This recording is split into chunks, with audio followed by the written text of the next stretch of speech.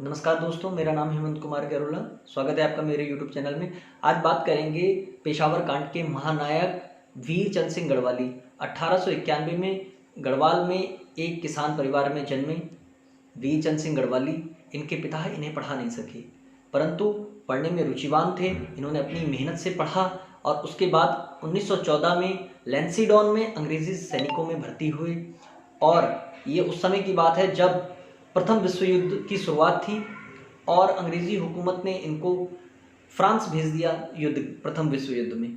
उसके बाद में वहाँ से ये लौटे और फिर 1917 में मेसोपोटामिया में इनको भेज दिया गया। उसके बाद इन्हें बगदादी भेजा गया।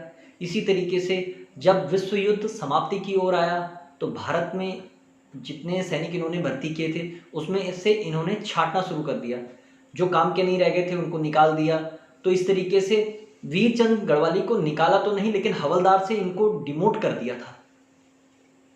इनको सैनिक डिमोट किया। उसके बाद से इनको कहीं ना कहीं वो बात घर कर गई और ये एक अपमान उनके लिए लगा। तो उन्होंने ये निर्णय लिया कि मैं अब सैनिक का काम छोड़ दूंगा। जब ये बात अंग्रेजी हुकूमत के अधिकारियों को पता लगी कि वीर चंद गढ़वाली ने ऐसा निर्णय लिया है कि मैं जो है सेना छोड़ दूंगा, तो एक कुशल सैनिक की ज़रूरत सबको होती है। तो उन्होंने इनको रोक लिया और रोकने के बाद उनका प्रमोशन करके उन्हें ब्रजलिस्तान भेज दिया। लेकिन तब तक बहुत कहीं देर हो चुकी थी। भारत में इतने आज़ादी के आंदोलन चल रहे थे, उस आंदोलन का असर वीर योद्धा वीर चंद सिंह गढ़वाली के दिमाग पर कर चुका था और वह सेना में काम कर रहे थे।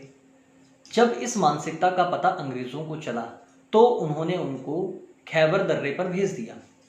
तब तक वीर चंद सिंह गढ़वाली अंग्रेजी सेना में मेजर के पद तक पहुंच चुके थे। एक अच्छे सैनिक थे, कुशल सैनिक थे।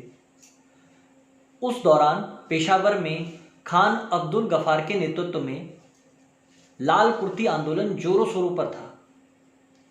इस आंदोलन का पेशावर में बहुत महत्व था। इस आंदोलन को कुचलने के लिए अंग्रेजी हुकूमत ने वीर चंद सिंह गढ़वाली के नेतृत्व में गढ़वाल राइफल को भेजा। 23 अप्रैल 1930 का दिन था। पेशावर की एक बाजार है किस्सा खवान। उस बाजार में लाल कुर्ते आंदोलन की सभा चल रही थी। अंग्रेजी हुकूमत के एक कैप्टन थे रिकेट नाम के। उन्होंने वीर चंद सिंह जी को एक हुक्म दिया कि इनके ऊपर गोलियां चला दो। तो आप जानते हैं वीर चंद सिंह गढ़वाली ने क्या जवाब दिया? उन्होंने कहा, हम गढ़वाल राइफल के हैं और मैं एक सैनिक हूं, मैं निहत्थे लोगों पर कभी वार नहीं कर सकता। और उन्होंने ये बात रिकेट को कहते हुए सीज फायर का ऑर्डर दे दिया, लेकिन उन्होंने गोली नहीं चलाने दी। अब ये बात कोई मामूली नहीं थी कि अंग्रेजी हुकूमत के कैप्टन को एक मेजर ये कह दे कि मैं गोली नहीं चलाऊंगा निहत्थे लोगों पर। इस बात से पूरे अंग्रेजी हुकूमत में बिना बम फोड़े, बिना गोलियां चलाए हड़कंप मच गया था। उस दिन जो विद्रोह वीर चंद सिंह गढ़वाली ने किया था वो सराहनीय योग्य था। वीर चंद सिंह गढ़वाली की पूरी बटालियन को नज़रबंद कर लिया गया।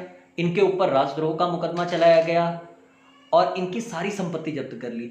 इनके वकील थे मुकंदीलाल, जिन्होंने पूरी केस की पैरवी करी। फिर इनको मृत्युदंड की जगह उम्र कैद की सज़ा सुनाई गई।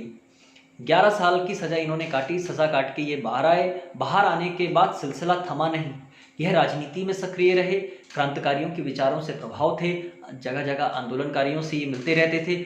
और जब अंग्रेज़ों भारत छोड़ो 1942 में महात्मा गांधी ने नारा दिया, तब यह इलाहाबाद में आज़ादी के मत वाले नवयुवकों के कमांडर ऑफ चीफ भी चुने गए, जिसके चलते इनको पुनः 7 साल की सज़ा अंग्रेज़ी हुकूमत के द्वारा दी गई।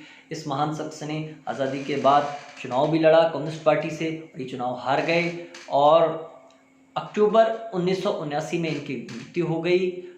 इसी के साथ इस महान व्यक्तित्व के महानायक को मैं अपना नमन करता हूं। और इसी तरह की मेरी ज्ञान भरी वीडियोस देखने के लिए लाइक करें, शेयर करें, सब्सक्राइब करें और